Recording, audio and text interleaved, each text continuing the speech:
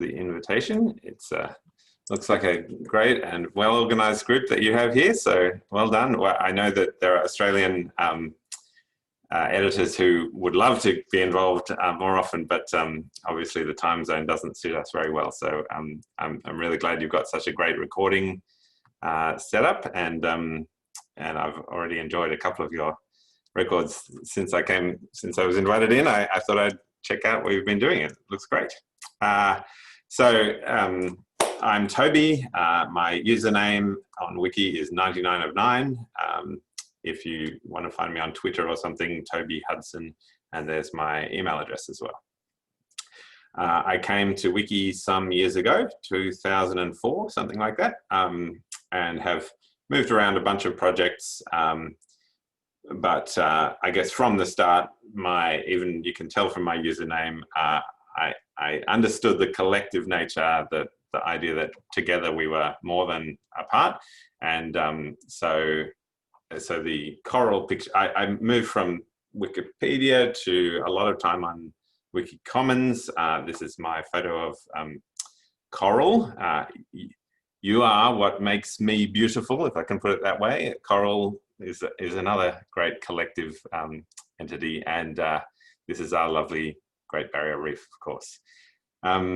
So I work at Sydney University. I'm a chemist and do computer simulations, but also am quite heavily involved in the teaching program at Sydney Uni. So, but today's topic is entity explosion. So this is a browser extension that I wrote over winter. So our winter, my isolation project, I guess.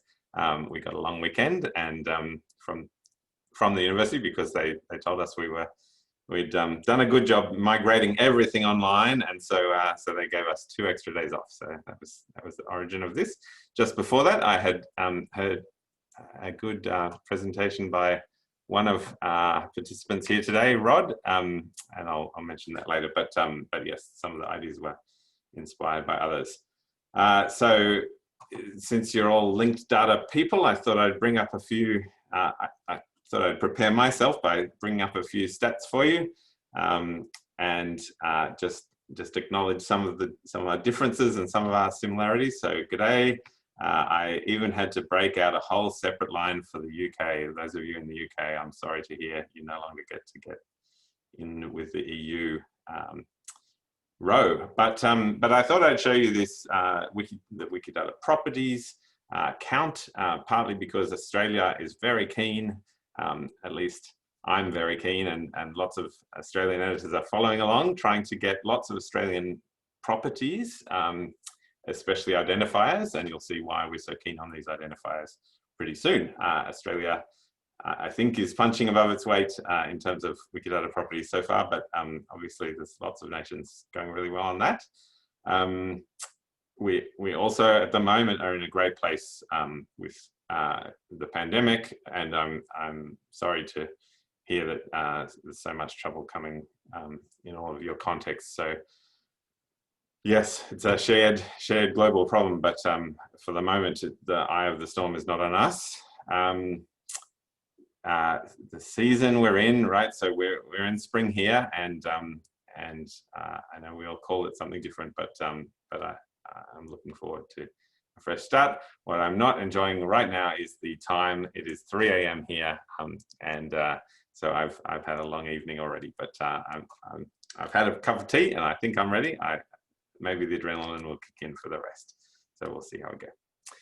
Could I get you to just, in terms of introducing yourselves, could I just get you to put in the chat maybe like your profession or a couple of areas of expertise?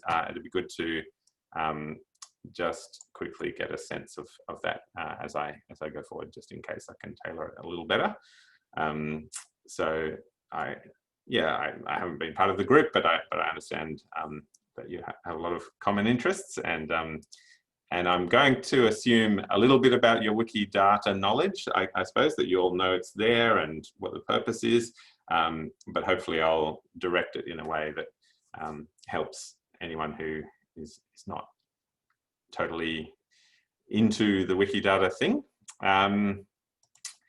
So the purpose of entity explosion, or at least I had to write a one-line summary for all the browser sale sites, and the answer was this: while reading a website, it enables you to discover links and information about the same topic on other sites. So it's a cross-reference kind of thing. If you're in one database, it can get you across to other databases that are about whatever that same item is.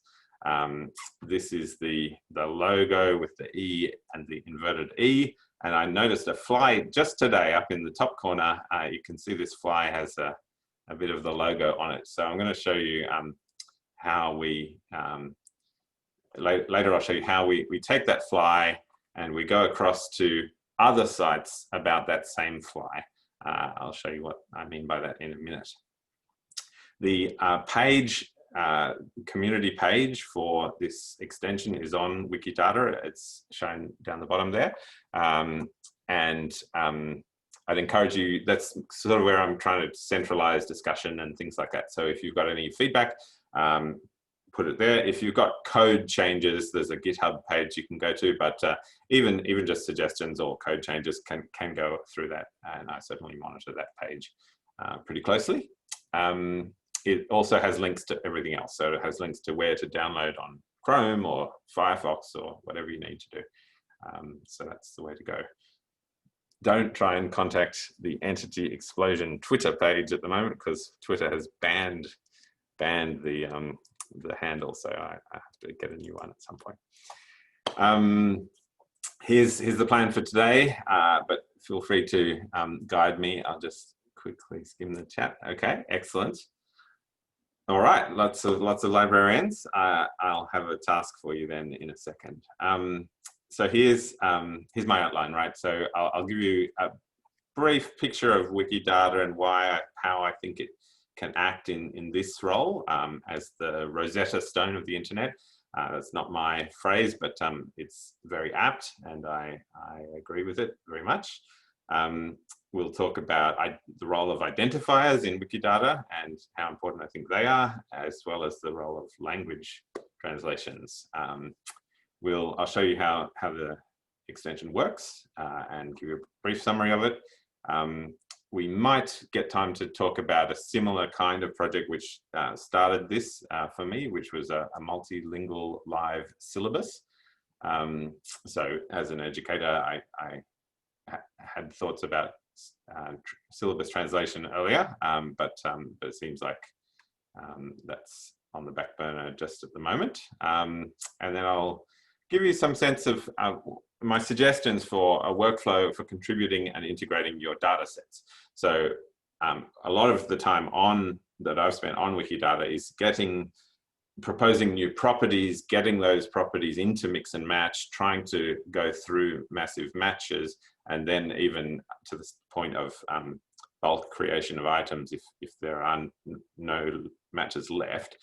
So that kind of process can, of course, work with many data sets, and I'll give you some suggestions for if you've not been at all of those steps on the way through. Other rewards for your integrated data we might get to as well, but obviously they're the normal things you get from Wikidata. So I'm sure you've heard other speakers talk of some of those rewards as well. So here we go, the Rosetta Stone of the internet. The standard, and I'm sure in this group you're well aware of the value of links, right? I've cut and pasted some of this talk from previous talks, and certainly I also focus heavily on links and the power of making networks. So my explanation of how you might ask a question. Oh, sorry, the whole slide has come up. I was going to gradually reveal, but I'll tell you what's going on here. So if you look at the top, no, actually, let's go for the bottom line. So on the left, you have you have a movie, and in that movie, there are actors. Each of the actors would have a gender and a date of birth, potentially, in our database. And on the other side, the movie might have a date of publication or release or something like that. So those things are all connected, and then we can start to ask interesting questions about them. The way I structure my question is to say, well, what do I need? What needs to link to what in order to get that information? And so if you take those two dates on the far left and the far right, and you subtract them, then you find out how old the actor was when the movie was published, right? This is something that you would need to do a great deal of work on if you ever wanted a database of actor ages. But here we're just subtracting two entries from the database. And so this makes it quite simple to build a histogram, for example, of actor ages. We can split it according to gender if you like, and you can see on the bottom right graph there's a histogram of the Hollywood bias, male and female ages at film publication. Now, probably this bias is obvious to those of you who've ever watched a movie, but sometimes it's striking to see it with real data. And I think this is something that Wikidata can do that, yeah, it has previously not really been very easy to do, at least. If you then apply the exact same type of query, you switch out movie for publication and actor for author, and ask the same thing about scientific publications, then you get the graph on the left, which is a histogram of the bias in science, the male-female bias, but not in this case a bias against beauty or for beauty. So, and the guy on the left is there because I made the slide so long ago that my 92-year-old colleague who was still publishing, and his name was right next to me in the department, was still alive. So he's now dead, but he was right out at the extreme on that. So yes, linked data is great and super powerful. But if you go and look at the Wikidata properties and break them down by type of property, you find this, that the massive proportion of all of our properties, I don't know if you can even read that, but the massive proportion are external identifiers. They're not, in fact, links to other items. They're links out of Wikidata into other sites, other databases.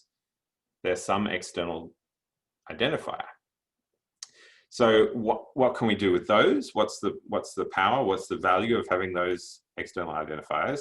Well, of course, if you go to Wikidata and then find the item you care about and then go off to another site, that's one useful way of using them. Another way might be to cross-reference two lists. So if you have a list of ISBNs and you want to cross-reference that with some other, actually I should have thought of my two examples, but anyway, two identifiers, and you want to convert from one to the other, this kind of structure might help. Here's an example from my field. So in chemistry, we may have databases about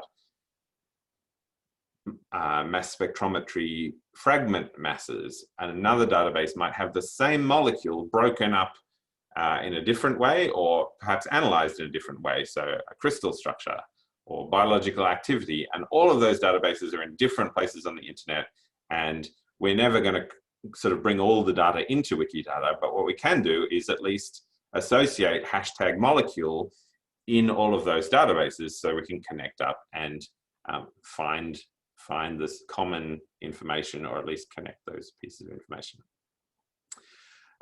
So that's the framework that I'm using for this idea of taking those identifiers and making them as useful as possible. Let's move myself out of the way.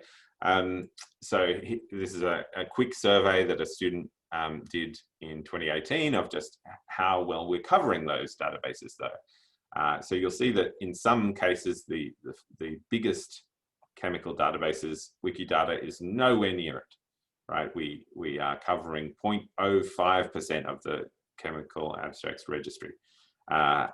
Tiny, right? Some specialist databases are really well covered, and so we've always got to be conscious of this kind of incompleteness bias, no matter what kind of question we're asking of Wikidata. But it's we're going pretty well, right?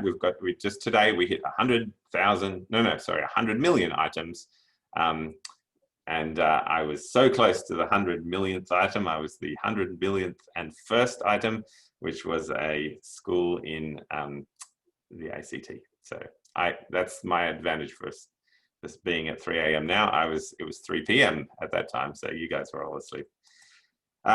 So we're talking about these identifiers in other databases. You've probably seen this graph with the linked open data cloud saying that, well, computers can now connect all these databases because the RDF kind of technology allows them to understand what's going on in other databases. We want to make that most useful then to humans, and so that's the plan in Entity Explosion, with this extension I'm leading up to. So, so here's what a property looks like in Wikidata. If you haven't looked hard at properties themselves, I've chosen just a section of the, the YouTube ID property. And you'll notice a few, I've chosen these 4 things for good reason. So the formatter URL is a way of taking an identifier and turning it into a URL. So that's what allows all the links in Wikidata to be clickable for a human. You can see the ID of some item, and you can click on it and get to the actual YouTube page. So that's using one of these formatter URLs. It's probably using the highest priority one. So you can see the one at the top is raised in priority compared to the other ones. Notice then there's also a different link for mobiles here. I guess I can even point. How do I do this? No, I can't point. I'm not coordinated enough to use my wrong hand. So the third-party formatter is somewhat interesting as well. That means that some totally unrelated site, so that not owned by YouTube, is also using the same identifier for some kind of subsidiary purpose, to probably referencing YouTube. But that it would be nice to also recognize them, include them in the framework that we're using. Once we've associated the ID, we can see how it works on the third-party site as well. And finally, the last thing down the bottom here, over here, is a regular expression format. And so that's the format that the identifier needs to be in to be a valid ID for this particular property. And you'll see that that combined with these $1s up here, all these $1s, if you put the correct ID into the $1, you make a URL, and that's the real URL of the site you want to go to. So the way Entity Explosion works then is to, so it installs in your browser, and whenever you visit, there's a couple of queries right up front when you first install. I'll tell you about those later, but then it, whenever you're around on the web, it looks at the URL you're on. It doesn't send any information out. It's just doing this internally in your browser. But it looks and sees, well, inaturalist.org/taxa is part of one of those URL formats. Maybe this page that we're visiting, this web page, maybe this web page is of the format that it could be linked to an item in Wikidata. If that's true, if it says yes, it could be, then the link the little Entity Explosion icon up the top right changes to red. It's normally just a default gray, but it changes to red if you're on a site where it could well actually have a link. If you then click that red link, it then sends a genuine query off to Wikidata. So now it sends the entire string. So I'll click over there. It sends the entire URL string out to a Sparkle query. So this is just the same as you would do a query on the Wikidata query service. If you've not used that before, this is just a common way of interacting with Wikidata, getting stuff out of Wikidata. It is doing that, but it's doing that programmatically. So it's sending an API request to the Wikidata query service saying, do you know what item this iNaturalist URL corresponds to? so the first answer comes back, yes, this URL has a number in it, 43236, which matches the format, so the regular expression format that was required of the iNaturalist property. And so, bingo, we know that 43236 should be checked in the whole of Wikidata. Is that number ever attached to the iNaturalist property? And if it is, then we can in fact associate a particular QID. So you can see there the entity has changed straight away to platypus, Q15343. And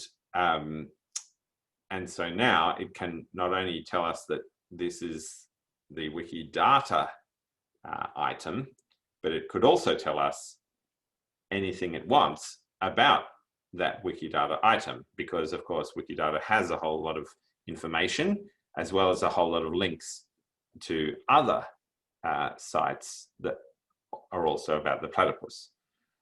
So that's the system.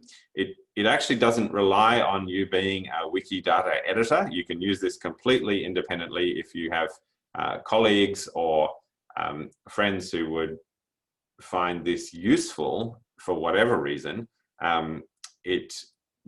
They definitely don't need knowledge of Wikidata to use this. So it might help a little bit, and it will certainly, if they get frustrated because there's information missing or something like that, they may get gently persuaded to contribute that information to Wikidata, but it's certainly all doable without any particular knowledge of Wikidata.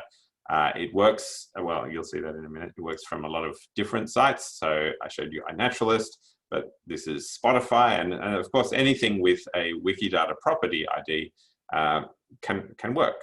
The next thing I'm showing you here is that you have a language selector. So if we've chosen Chinese, the whole thing shows up in Chinese if any of those properties have been translated into Chinese. And so if any of you are multilingual, I'd really encourage translation of properties. You may well translate items as well, but properties, there are only, I don't know, 8,000 properties, something like that. And that's a kind of data set that could be fully translated into many languages. Even an individual could potentially translate an entire language. And so that would be a great service to others who speak your language.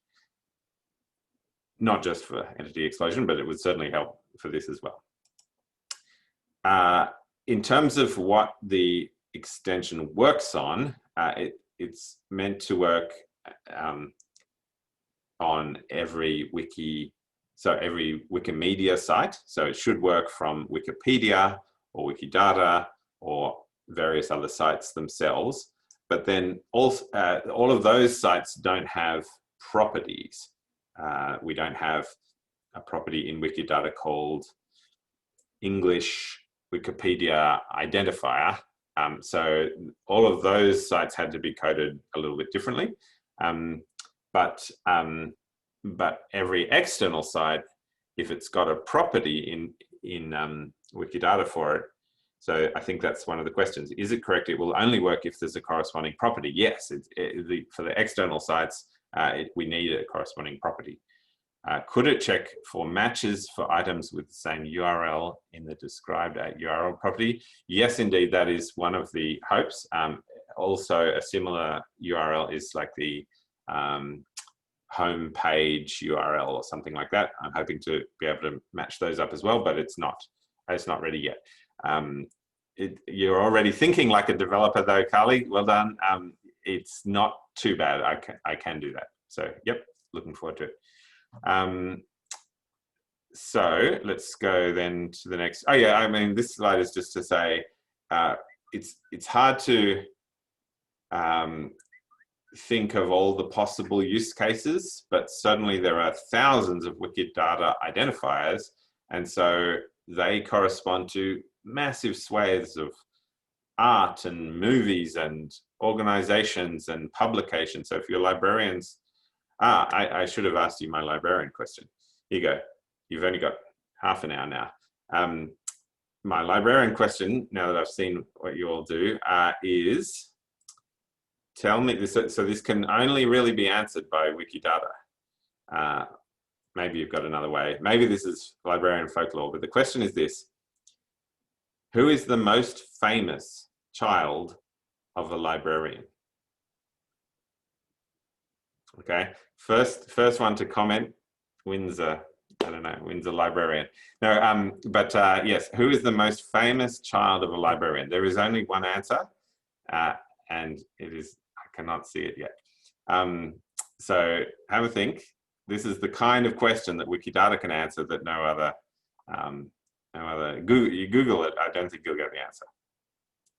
You can try. If you prove me wrong, that's fine. Okay, so yes, entity explosion should work on any of these things once we've got identifiers in. Here are some other sort of ideas for use cases. If you're a highly kind of academically tuned kind of identifier-centric person, that's fine. There's plenty of identifiers for you. But also, if you're just browsing around and you have a hobby related to animals or music or social media, it might well work for those kind of things too. So some kinds of use cases are things like, well, wouldn't it be nice if you're on Twitter and you see some random person spouting off and you want to know if they have any qualifications? They've got this blue tick next to them, right? What does that blue tick mean? Well, wouldn't it be nice if you could just click and see who that person is? What do we know about them? What are their qualifications? Where can we read more about them? Those kind of links I find quite useful. Others have communicated lots of different use cases to me, so it's really hard to summarize what you might do with this, but I'd suggest just putting it up in your extension list and see when it lights up for you. In some cases, it'll light up more than others. But yeah, just see where you get to. There are certainly sites that we haven't quite got working. So things like DOIs often redirect to publisher pages or things like that. So that's quite challenging to recognize that the DOI is still related to this page that we're on. We do have ideas and plans for that. So we'll see where we go. This is certainly still in development. So if you've got suggestions or things that you want it to work better on, do let us know and I'll try. I know I've seen Magnus in the audience and he's been very useful in terms of checking some of his key sites and seeing how they work. So that's great. So yeah, in terms of quick basics, it's free, it's open source, it works, as I said, in any translated language for Wikimedia systems. Your privacy, I believe, is pretty well protected. I'm not storing anything, I promise. You can see the code. It's between you and the internet. It only sends the current site that you're on, and only when you're clicking. So you asked for it, right? You needed to send that information to find out what was going on. You'll see why I'm slightly defensive about this privacy in a second, because my very first review on Firefox was a 0 star, 1 star, whatever, because apparently my privacy statement was terrible. So yes, trolls exist wherever you go, but I thought that was a fun first reply. Data is live from Wikidata. Okay, obviously it's doing a live query each time you click the button. Here's some nitty gritty if you're into the tech kind of side. It's mostly written in JavaScript and it's calling Sparkle queries. So if you have expertise in either of those, I'd love you to look over the code and just have a look and see if you can improve anything. Those suggestions in the chat, the way to implement them is to improve the Sparkle actually. So that's the kind of, so I'm just checking your answers. No, I still don't think we've got the librarian, the famous child of a librarian. On reinstall, okay, so on reinstall, it does a couple of big queries to get all the languages for the user interface. So therefore, I also didn't have to code them. I think that's a great way. I found it really easy to install for every language. And so if you're a developer, I would suggest using Wikidata to do your language translation for you, because I found it really easy. All formatters and regular expressions for all properties get downloaded once, so that it can do that preliminary check to turn the icon red or not in advance. So if it's got all the formatters in advance, it can do that check every time you visit a new page without sending your browser history off anywhere.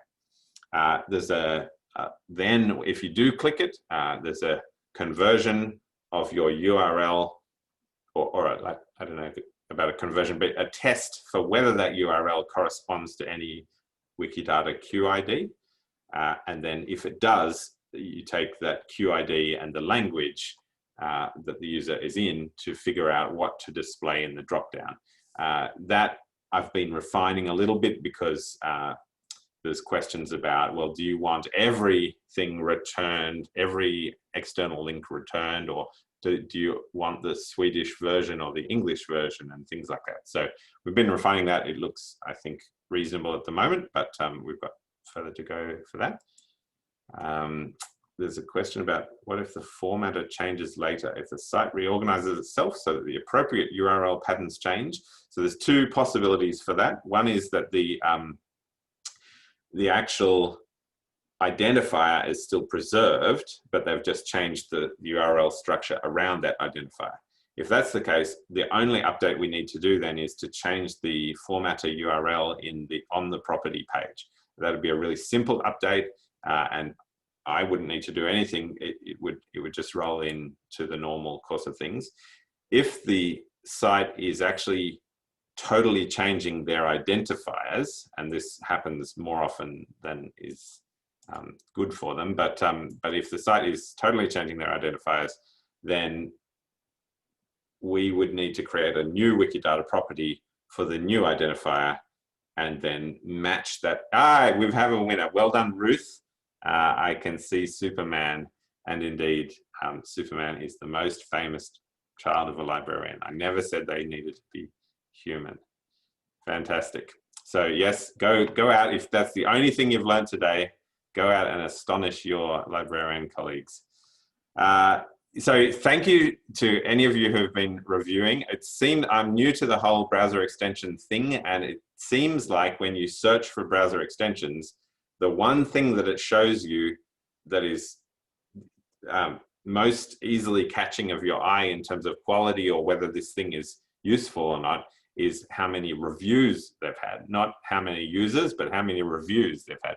So thank you to anyone who's reviewed. I'd love more reviews, because it seems like the count of reviews is what really counts. In terms of users, it is great to see. I think there are about 300 on Chrome already, and about 60 or 70 on Firefox. So that's great. I'd love more of you to try it out and see whether it suits you. Somebody put Q5 in their query. Yes, I didn't warn you. There you go. So yeah, you can see from some of the reviews, some of the ideas that people are having as to how to use it. But really, it's new, and have a go. See if you can figure out a way of using this in your workflow, or indeed your hobbies. I won't have time for this. I'll just quickly say that at uni, I was initially set down this path a little bit by noticing how many of our students did not have English as their first language. We teach in English only, but I thought, well, at least maybe we could supply the syllabus in other languages.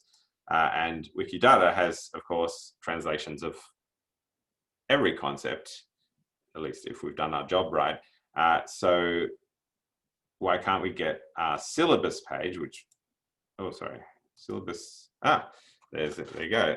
Animations are not, slide transitions don't work very well on this sharing system, but this was supposed to have an English syllabus, the normal syllabus that we have, which then self-translates when you click the select language up the top and choose Chinese. It gives you this kind of HTML. The web page changes into this. So that was done with a JavaScript query using the QLabel menu translation demo that Denny published many years ago. We picked that up as an idea for something we might use for syllabi, and it seems possibly useful. There are some limitations. It sort of worked, and it set off a little bit of a collaboration because this guy, Les Kneebone, thought he already had one and wanted to, so we had to sort of try and one-up him using the power of the crowd, the power of Wikidata instead. So that's another story, I think. I won't go into that too much. So let me give you a workflow for contributing and integrating your data with Wikidata, because I know lots of you come from lots of different places. What is your most interesting data? If you've not yet got a property on Wikidata that describes your database or links to your database, consider it, right? It's not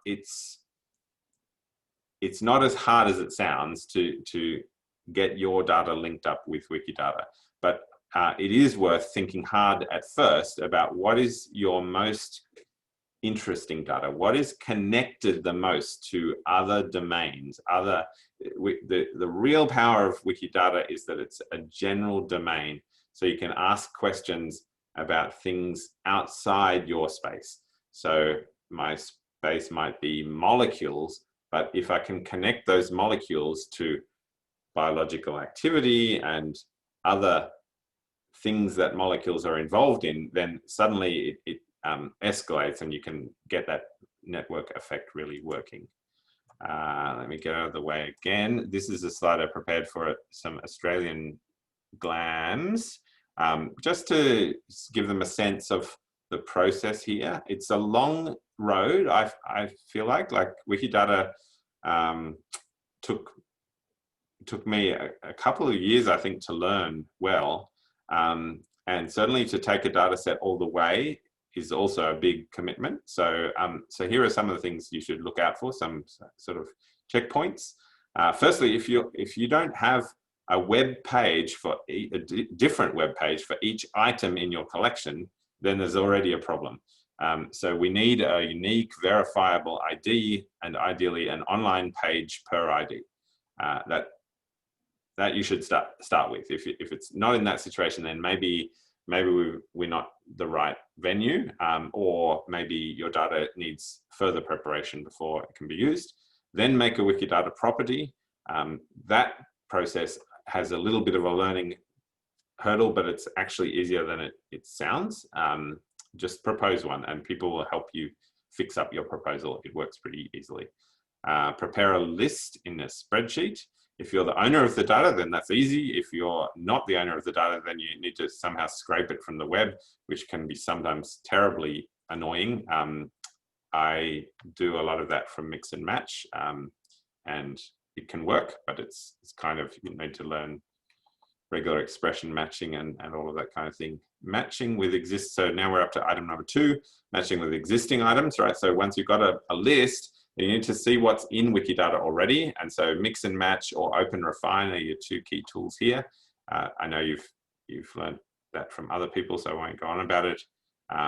Once you've done all that elbow grease and matched everything up, then there'll be a hangover, a lot of items that are not matched, in which case you can then do a bulk upload of any information you do have about those particular items.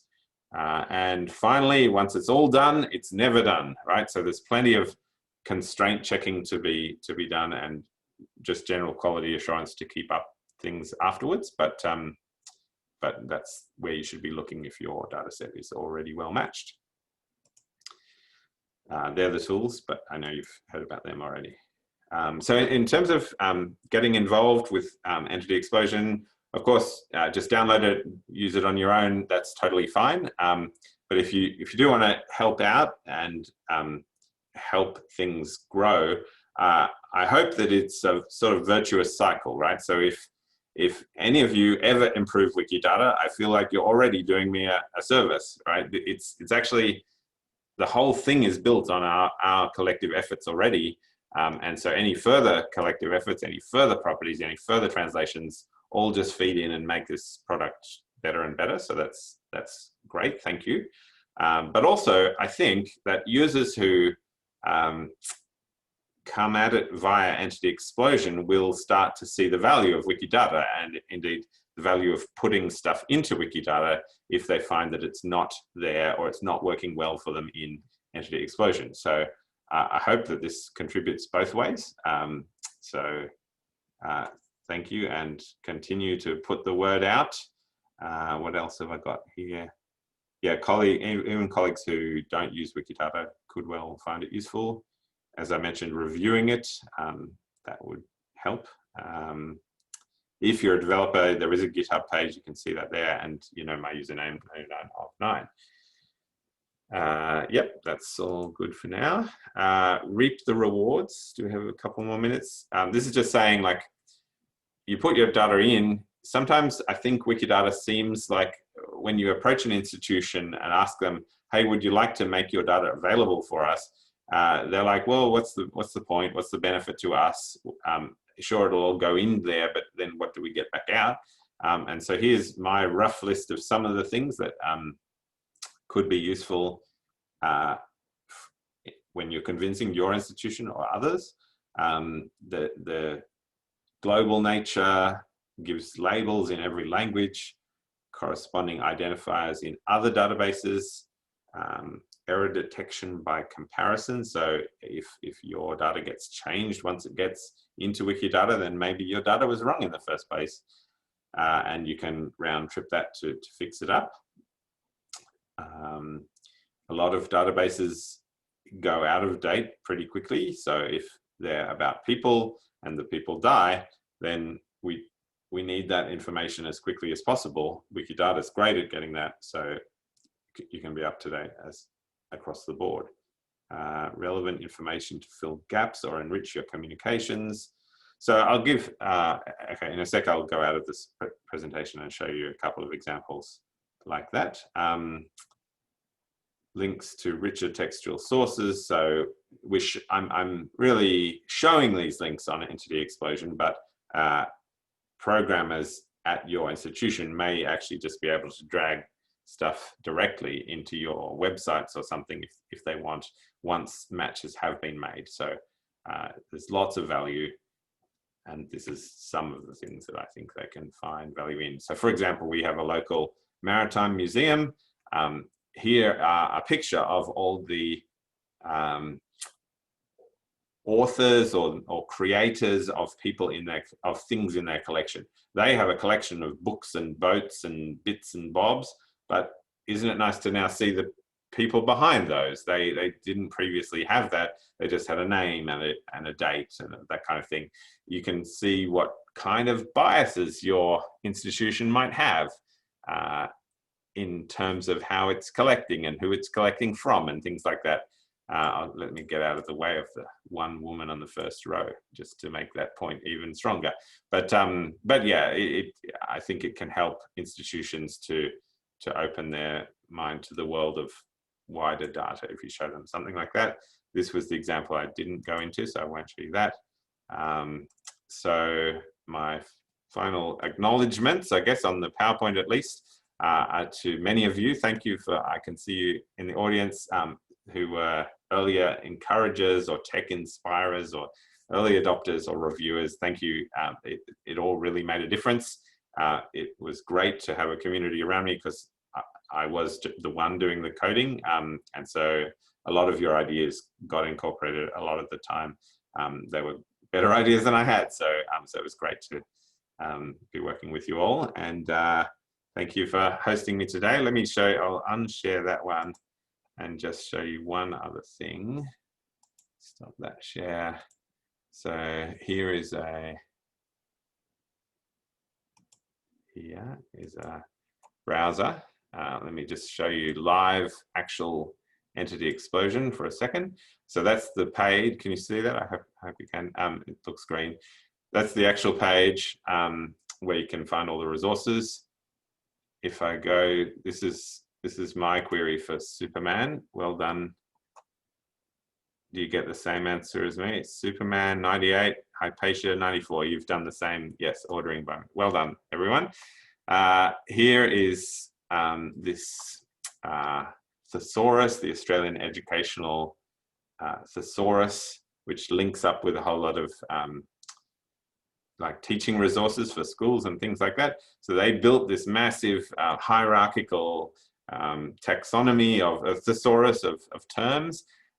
And what I've done is linked all those IDs. So you see the ID there, that's linked. So that this over here, this is entity explosion. It works now. I click on it. It knows that 5453 is water.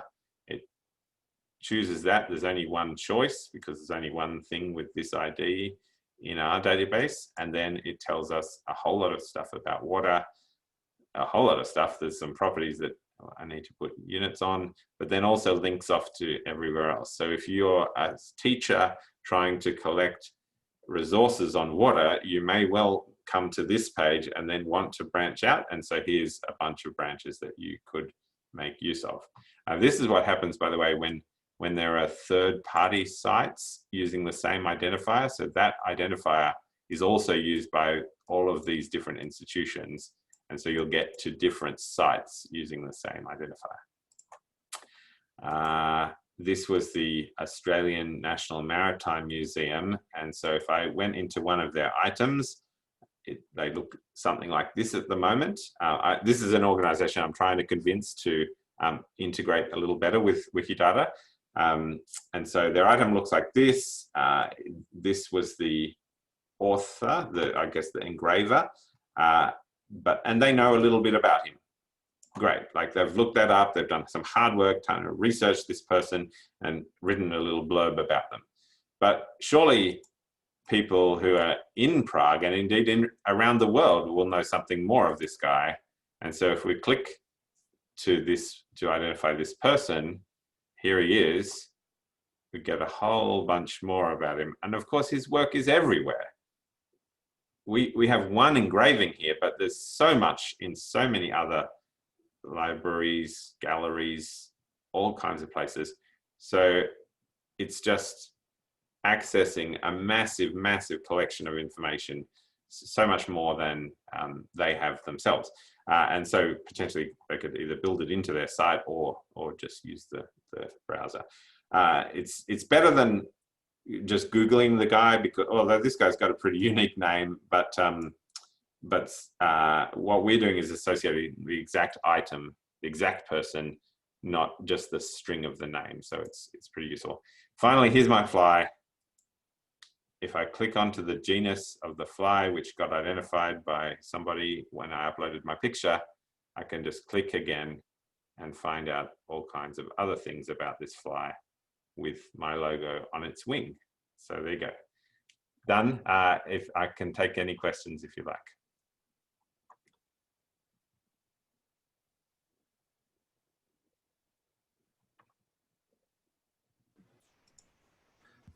Could I ask a question?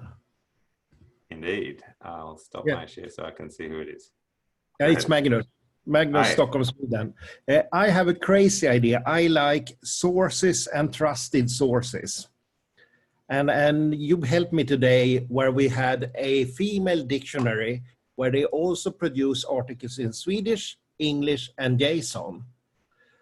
Very, very cool, but a very difficult thing is if we are on a site that we could understand that this site has this data, and we could compare the data with what we have in Wikidata.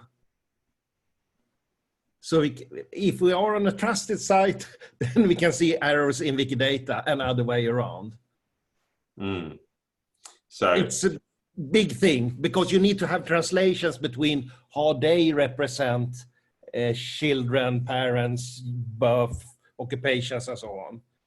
But I'm trying to move this female dictionary to linked data now, and they are start using Q numbers, and we are trying to get all those, they are just researching females and get all, because if you look at female institutions, they are really underrepresented in Wikidata. So I think that will push more of get less bias in Wikidata. Yeah. Do you understand my dream? Yes. So I guess as a suggestion, if you're in contact with the site itself, then maybe try to do matching between their properties and our properties. That is, as you said, they have some term for child and we have some different PID for a child. We need to, before you would be able to interoperably use them, you need to match between all of those. So start there, but yeah, I personally aren't able to do that kind of work, but I think what you're saying is possible. What I thought about getting some warning flags that here we have a problem, but as you said, if they add also the P number, then it's much easier. Yeah. So probably those comparisons would be better done computationally. This is mainly for the human audience to look through and see things, but certainly linked data can be used by computers really well for that kind of effect. Yeah. Cool. Thanks. Hi, Arthur. Go ahead. Or should we raise our hands? Go ahead. I can see you, Arthur. Okay. So there's a few dozen properties that have instead of the formatter URL going to the external ID website directly, they go through a redirect run toolforge, which I've been responsible for somewhat.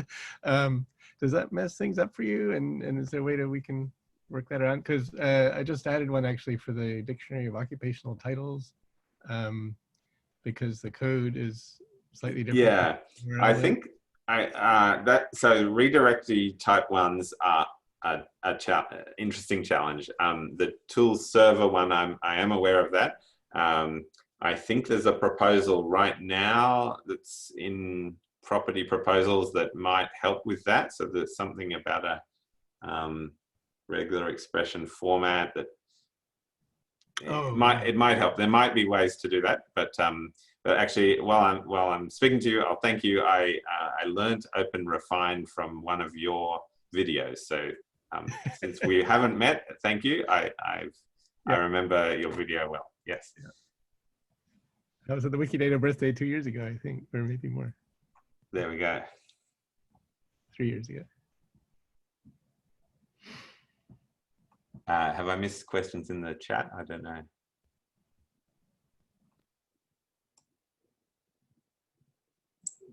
I don't think you've missed anything. I think so. We are at 2 minutes till, so right on time. Thank you so much. I am really excited about this. I think it's fantastic that we're kind of getting Wikidata out to maybe a little more casual users and showing them, no, this is really amazing and it can do a lot for you. We'll get the recording up with the link on the agenda, and that will include the chat messages as well, in case anyone needs the Superman search again and didn't get it quite jotted down. But do you have any final words for us? No, thank you very much for hosting me, and I'll see if I can make one of these meetings ever again. I'm not sure. I think I might just have to watch the recordings. Thank you. Thank you.